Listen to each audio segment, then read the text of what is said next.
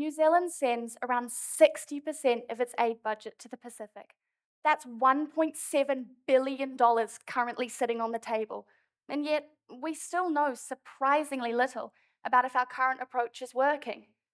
Most global studies on aid ignore the Pacific because reliable data has been hard to come by. Yet these countries receive some of the highest levels of aid per person, and they're vastly different from other developing nations. And so, trusting the global results would be silly. But it would be equally silly to keep playing the aid version of pin the tail on the donkey, throw cash at the project and hope it works. So I decided to look into this myself.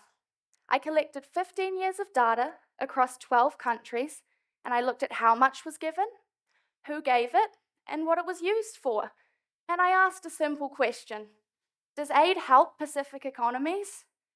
Well, turns out that wasn't such a simple question after all. I found that it had positive economic impacts when it came from a single donor government, China in particular, rather than from international organizations such as the UN.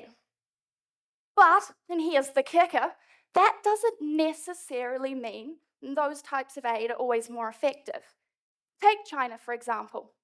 Unlike need-based aid, say given after an earthquake or during a downturn, theirs is more politically driven to gain access to fishing zones or UN votes. But this actually helped me weasel my way around a common modelling problem that researchers face.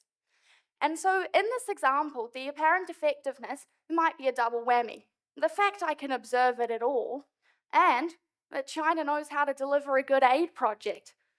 Regardless, it can give us insight into whether other types of aid are working, where their impacts are more difficult to model. And where I did see effectiveness, aid boosted economic growth, but only to a point.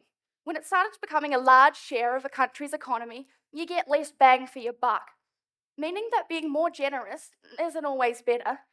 But at the end of the day, aid isn't just about numbers on a spreadsheet. There are countless examples of projects that are improving real people's lives.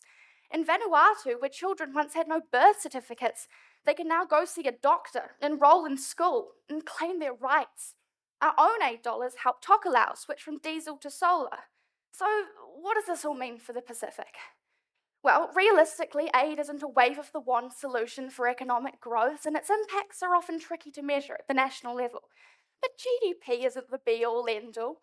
Aid's greatest impact is often found at the community level. And if we can work out what works at that level, we're not just throwing cash and crossing our fingers. We've pinned the tail on the donkey.